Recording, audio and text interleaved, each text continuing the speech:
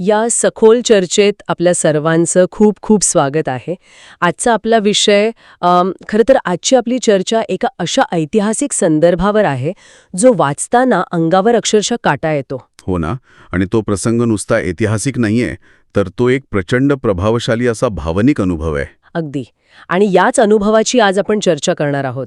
आज आपल्याकडे बाजिंद या पुस्तकातल्या पान क्रमांक 70 वरचा एक खूप छोटा पण अतिशय अर्थपूर्ण असा उतार आहे. खरंय, खूपच मोजक्या शब्दात लेखकानं तिथे जे वातावरण उभं केलंय ना, ते खरोखरच अवाक करणारं आहे. हो, आणि म्हणूनच आजच्या या सखोल चर्चेचं आपलं ध्येय हेच असणार आहे की अवघ्या काही ओळींमधून एक लेखक युद्धाचा तो भयंकर तणाव, त्या प्रतीकांचं महत्त्व आणि तो इतिहासाचा एवढा मोठा वारसा कसा काय मांडू शकतो. तसं पाहिलं तर हेच खरं आव्हान असते का लेखकाचं, शब्दांच्या पलीकडे जाऊन तो अर्थ वाचकापर्यंत पोहोचवणं. बरोबर. आणि हा प्रवास खूप रोमांचक असणार आहे, कारण आपण फक्त तो प्रसंग वाचणार नाहीये, तर त्या मागचं मानवी मानसशास्त्र समजून घेणार आहोत. म्हणजे सुरुवातीला आपण त्या जंगलातल्या तणावपूर्ण वातावरणाचा वेध घेऊ आणि मग तुम्ही आम्हाला त्या प्रतिकात्मक अर्थाबद्दल सांगा. नक्कीच नक्कीच, मी त्यासाठीच इथे आहे. बर, तर मग सुरुवात करूया. उतार्याची सुरुवात होते ती एका घनदाट जंगलातून. हे जंगल ना हजारो सशस्त्र सैनिकांनी भरून गेले. घोडेस्वार आहेत, त्यांच्या हातात तलवारी आणि भाले आहेत, आणि एकंदरीत ते दृश्य असं आहे की कोणत्याही क्षणी तिथे रक्ताचे पाठ वाहू शकतात. एक भयंकर जीवघेणा तणाव आहे तिथे. हो, तो जो तणाव आहे ना, म्हणजे तुम्ही कल्पना करा, हजारो स्वार एका जागी आहेत. प्रत्येकाच्या नसांमध्ये ॲड्रिनॅलिन सळसळत असणार. जेव्हा युद्धाची वेळ येते तेव्हा माणसाची पहिली रिॲक्शन काय असते, तर स्वतःचा जीव वाचवणं. प्रत्येक स्नायू ताणलेला असतो. अगदी. म्हणजे हे सगळं वाचताना ना मला एका वेगळ्याच गोष्टीची आठवण आली. मी विचार करत होते, हे अगदी एखाद्या भव्य ऐतिहासिक सिनेमातल्या त्या स्लो मोशन सीनसारखं वाटतं. अच्छा, कसं काय? म्हणजे बघा ना, सिनेमात कसं दाखवतात की सुरुवातीला सगळीकडे प्रचंड किऑस आहे, म्हणजे खूप गोंधळ आहे. कॅमेरा त्या सैनिकांच्या गर्दीतून त्यांच्या रागीट चेहऱ्यांवरून वेगाने फिरतोय, आणि अचानक तो सीन एकदम संथ होतो. हो, अगदी तसंच. तो सगळा कोलाहल एका क्षणात थांबतो आणि सगळं लक्ष गर्दीतून पुढे येणाऱ्या एका विशिष्ट गोष्टीवर खेळतं. मला तर वाटतं लेखकाने शब्दातून तोच सिनेमॅटिक इफेक्ट इथे साधलाय. हां, खूपच चांगला मुद्दा मांडलात तुम्ही. कारण कोणत्याही कथाकथनात शांततेचा प्रभाव जर वाढवायचा असेल ना, तर आधी असं वादळ निर्माण करावंच लागतं. खरे. लेखकाने मुद्दाम सुरुवातीला त्या चमकत्या तलवारी, ते भाले आणि ती अथांग गर्दी यातून एक रौद्र वातावरण उभं केलंय. जेव्हा पार्श्वभूमीत एवढी अराजकता असते तेव्हाच त्यानंतरची एखादी शांत कृती जास्त उठून दिसते. म्हणजे त्या गोंधळात एका वेगळ्याच गोष्टीने लक्ष वेधून घेणं हा त्या कथानकाचा टर्निंग पॉइंट आहे, असं म्हणायचंय तुम्हाला. अगदी बरोबर. आणि ती वेगळी गोष्ट काय असते, तर त्या गर्दीतून पुढे येणाऱ्या एका स्वाराच्या हातातला तो भव्य ध्वज. हो, तो परमपवित्र भगवा ध्वज. आणि तो ध्वज पाहताच जे घडतं ना, ते मला अजूनही थोडं पचनी पडत नाहीये. म्हणजे काय होतं नक्की? म्हणजे उतारा असं सांगतो की तो ध्वज पाहताच खंडोजी नावाच्या एका अत्यंत शूर योद्ध्याच्या हातातून त्याची तलवार खाली पडते आणि तो स्वतःशीच पुटपुटतो, भगवा जरी पटका. आता इथे ना मला एक मोठा प्रश्न पडलाय आणि मला थोडा प्रतिवाद करायचा आहे यावर. हो, नक्कीच विचारा. काय प्रश्न आहे? हे बघा, आपण मगाशीच बोललो की ते वातावरण किती भयंकर तणावाचं आहे. सगळीकडे शत्रू असू शकतो, हजारो सशस्त्र लोक आहेत. अशा या युद्धजन्य परिस्थितीत एका कसलेल्या योद्ध्याच्या हातातून असं अचानक शस्त्र खाली पडणं हे थोडं मूर्खपणाचं किंवा आत्मघातकी नाही का वाटत? तसं पाहिलं तर हा विचार अगदी साहजिक आहे. हो ना. म्हणजे रणांगणावर शस्त्र टाकणं हे तर शरणागतीचं किंवा भयंकर भीतीचं लक्षण मानलं जातं. जर त्याच क्षणी तिथे शत्रूने हल्ला केला असता तर, म्हणजे ही एक भावनिक घाई वाटत नाही का तुम्हाला? स्वतःच्या अस्तित्वालाच धोक्यात टाकणारी कृती. हा प्रश्न खूप रास्त आहे. कारण सर्व्हायव्हल इन्स्टिंक्ट ही माणसाची सर्वात प्रबळ भावना असते. आणि तुम्ही म्हणाल्यासारखं रणांगणावर शस्त्र टाकणं म्हणजे एक प्रकारे मृत्यूला आमंत्रण देणंच आहे. बरोबर. पण इथेच आपल्याला मानवी मानसशास्त्र आणि त्या प्रतीकांचं सामर्थ्य समजून घ्यावं लागेल. खंडोजीने जी तलवार खाली टाकली आहे ना, ती भीतीपोटी किंवा शत्रूसमोर शरणागती म्हणून अजिबात टाकलेली नाहीये. मग ते काय होतं? तो एक सायकोलॉजिकल ओव्हरराईड होता. सायकोलॉजिकल ओव्हरराईड म्हणजे त्या क्षणी त्याच्या मेंदूत नक्की काय घडत असणार? हे समजून घेण्यासाठी आपल्याला आधी त्या ध्वजाचं स्वरूप समजून घ्यावं लागेल. खंडोजी तिथे फक्त एक कापडाचा तुकडा किंवा एखादा केशरी रंग पाहत नाहीये. तो काय पुटपुटतो? भगवा जरीपटका. आता हा जरीपटका काय असतो हे माहितीये तुम्हाला? म्हणजे तो स्वराज्याचा झेंडा असतो एवढंच मला माहितीये. तो केवळ एक सामान्य ध्वज नसतो. जरीपटका हा मराठा साम्राज्याचा, त्यांच्या सर्वोच्च सत्तेचा आणि खुद्द छत्रपतींचा अधिकृत ध्वज असायचा. अच्छा.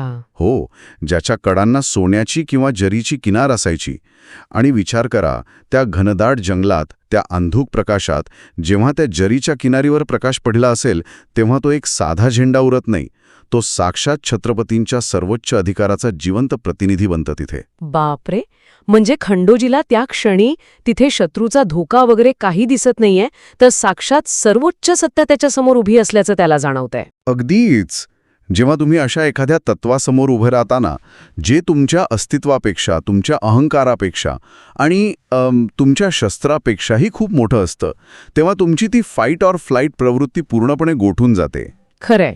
त्याच्या हातातून जी तलवार गळून पडते, ती एका सर्वोच्च आदर्शासमोर नतमस्तक होण्याची एक अत्यंत उत्स्फूर्त शारीरिक प्रतिक्रिया आहे. तो भीतीचा नाही तर आदराचा आणि अत्यानंदाचा क्षण आहे. वा. हे स्पष्टीकरण ऐकल्यानंतर ना त्या प्रसंगाची खोली आणखीनच वाढलीये माझ्यासाठी. पण मग या ध्वजाला असं परमपवित्र स्वरूप कसं प्राप्त झालं असेल? कारण उतार्यात पुढे या ध्वजाचं महत्त्व अतिशय तीव्र शब्दांत उलगडून दाखवलंय. हो, त्यामागचा इतिहासच तसा आहे. तिथे असं म्हटलंय की ज्याच्यासाठी हजारो वीरांनी स्वतःच्या आयुष्याची होळी केली, रक्त सांडलं आणि शिवाजी महाराजांच्या नेतृत्वाखाली हे हिंदवी स्वराज्य उभं केलं. मला इथे ना आयुष्याची होळी करून ह्या एका विशिष्ट शब्दप्रयोगाकडे लक्ष वेधायचंय. बरोबर. हा शब्दप्रयोग खूप वजनदार आहे. हो ना, कारण हे फक्त काहीतरी आपलं कर्तव्य बजावणं नाहीये. मला तर हे एखाद्या विशाल यज्ञासारखं वाटतं. यज्ञासारखं? कसं काय? म्हणजे आपण जर यज्ञाची उपमा घेतली तर यज्ञात एक पवित्र अग्नी असतो आणि त्यात आपण समिधा अर्पण करतो. ती समिधा स्वतः जळून खाक होते, पण त्यातून जो प्रकाश निर्माण होतो तो संपूर्ण वातावरणाला पवित्र करतो. मला वाटतं इथे हिंदवी स्वराज्य हाच तो मोठा महायज्ञ होता. क्या बात आहे. खूपच सुंदर उपमा आहे ही. आणि ते जे हजारो वीर होते ना, त्यांनी स्वतःला त्या यज्ञात समिधा म्हणून झोकून दिलं होतं. त्यांनी स्वतःच्या आयुष्याची अक्षरशः राख रांगोळी केली, जेणेकरून स्वराज्याचा तो अग्नी असाच तेवत राहील. तुम्ही जी ही यज्ञाची उपमा दिलीत ना, ती या प्रसंगाचं गांभीर्य अगदी अचूकपणे पकडते.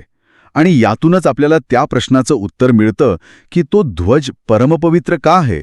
म्हणजे तो केवळ कापड राहिला नाहीये आता. अजिबात नाही.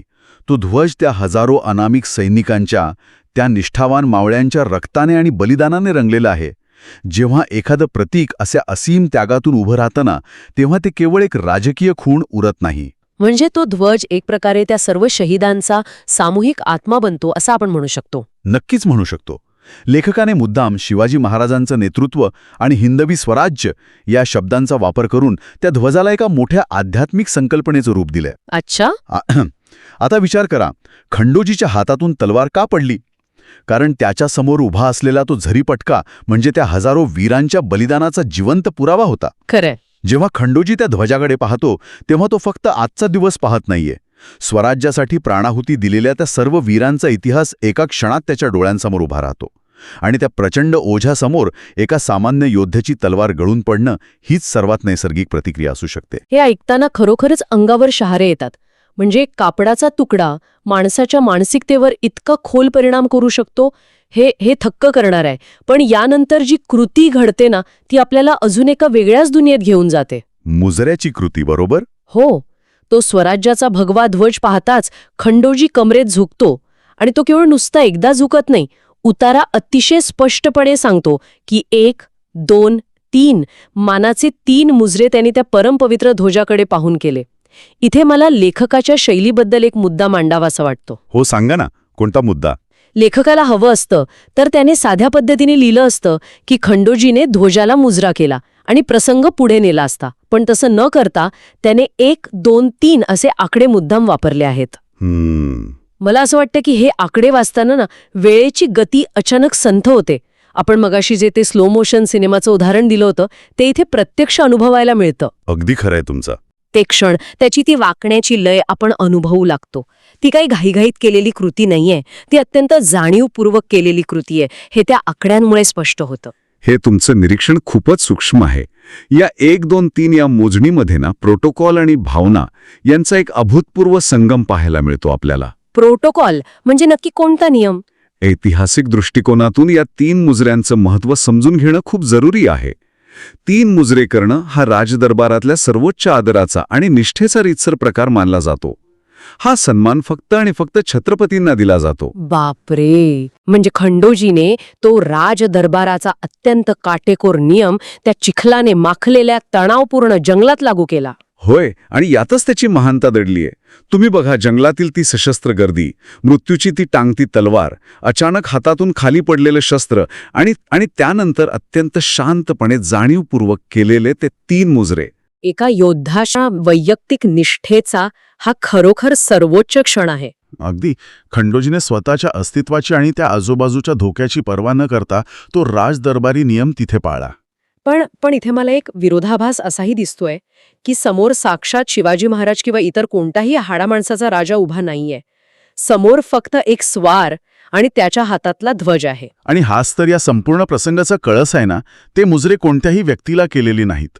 ते मुजरे एका परमपवित्र तत्वाला, एका विचारधारेला आणि स्वराज्याच्या अमूर्त प्रतीकाला केलेले आहेत. खरंय. हे बघा, माणसाला माणसासमोर झुकवणं खूप सोपं असतं. भीतीपोटी किंवा पैशाच्या लालसेपोटावर माणूस दुसऱ्या माणसासमोर झुकतोच. पण जेव्हा एखादा माणूस एका तत्वासमोर, एका अदृश्य आदर्शासमोर नतमस्तक होतो ना, तेव्हा ती खरी निष्ठा असते. अगदी 100% खरं आहे. खंडोजीची ती कृती म्हणजे त्याच्या अहंकाराचं, त्याच्या त्या योद्धेपणाचं त्या ध्वजासमोरील संपूर्ण समर्पण होतं. म्हणजे एका हातात मृत्यू घेऊन चाललेला अत्यंत क्रूर आणि कठोर योद्धा दुसऱ्या क्षणी एका ध्वजासमोर एखाद्या लहान मुलासारखा अत्यंत निरागसपणे नतमस्तक होतो. हे दृश्य मानवी भावभावना किती टोक गाठू शकतात हे दाखवून देतं. निष्ठा ही केवळ बोलण्याची किंवा कागदावर लिहून ठेवण्याची गोष्ट नसते. ती रक्ता मांसात कशी भिनलेली असते हे या एका छोट्याशा प्रसंगातून आपल्याला समजतं. यातून आपण आणखी एक मोठा धडा घेऊ शकतो. तो म्हणजे इतिहासाची नोंद केवळ कागदपत्रांवर होत नाही, तर ती माणसांच्या वर्तनातून आणि त्यांनी जपलेल्या प्रतीकांमधूनही होते. जर तिथे तो भगवा जरीपटका नसताना, तर कदाचित तिथे त्या क्षणी रक्ताचा सडा पडला असता. हो ना. पण एका प्रतीकाने एका क्षणात त्या संपूर्ण सशस्त्र गर्दीची ऊर्जा संघर्षाकडून आदराकडे वळवली.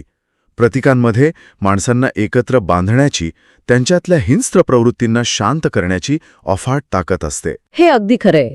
आणि याच विचारासोबत आपण आता या सखोल चर्चेच्या शेवटाकडे आलो आहोत. आज आपण बाजिंदमधल्या अवघ्या एका पानाचं जे विश्लेषण केलं त्याने खरोखरच आपल्याला एका वेगळ्या जगात नेलं. हो, एक खूपच वेगळा अनुभव होता हा. आपण सुरुवातीला बघितलं की एक योद्धा शस्त्र खाली टाकतो, जे वरवर पाहता आत्मघातकी वाटतं. पण तुम्ही जसं समजावून सांगितलं की तो एक सायकोलॉजिकल ओव्हरराईड होता. हो. मग आपण यज्ञाची उपमा देऊन पाहिलं की हजारो शहीदांच्या बलिदानाने तो ध्वज केवळ कापड न राहता परमपवित्र कसा बनला. आणि शेवटी तो राज दरबारातला 3 मुजऱ्यांचा नियम एका जंगलात अंमलात आणून खंडोजीने स्वतःचा अहंकार कसा गळून पडू दिला हेही आपण अनुभवलं. एकंदरीत हा प्रवास एका योद्ध्याच्या तलवारीच्या पात्यापासून ते एका ध्वजाच्या पावित्र्यापर्यंतचा होता. त्यातून निर्माण होणारी ऊर्जा कोणत्याही शस्त्रास्त्रांपेक्षा खूप मोठी असते. ती ऊर्जा इतकी प्रबळ असते की ती एका सशस्त्र योद्ध्यालाही गुडघे टेकायला भाग पाडते. खरोखरच आपण या ऐतिहासिक प्रसंगाच्या निमित्ताने निष्ठेचं आणि समर्पणाचं एक अत्यंत उत्तुंग रूप पाहिलं. पण जाता जाताना या सगळ्या प्रवासाला आपण आजच्या वास्तवाशी, आपल्या रोजच्या जगण्याशी जोडून पाहूया. आपण सगळेच आज एका धावपळीच्या आणि माहितीच्या अतिरेकाने भरलेल्या जगात जगत आहोत. अगदी बरोबर. इथे प्रत्येकजण स्वतःच्या अस्तित्वासाठी, स्वतःच्या अहंकारासाठी एक अदृश्य युद्ध लढतोय. आपल्या प्रत्येकाच्या हातात आपला अहंकार रूपे एक शस्त्र आहे. अशा या जगात सर्वांनी एक विचार नक्की करायला हवा. आज आपल्या आजूबाजूला असं कोणतं प्रतीक किंवा असा कोणता महान विचार शिल्लक आहे का, ज्याला पाहताच एखादी व्यक्ती आपली सर्व कामं, आपले सर्व स्वार्थ आणि हे अहंकार रूपी शस्त्र खाली ठेवून कोणत्याही प्रश्नाविना अत्यंत आदराने नतमस्तक होईल. का आपण अशी प्रतीके आणि अशी निष्ठा आता कुठेतरी हरवून बसलो आहोत हा विचार करतच आज आपण इथे थांबूया. पुन्हा भेटूया अशाच एका नव्या विषयासह नव्या सखोल चर्चेत.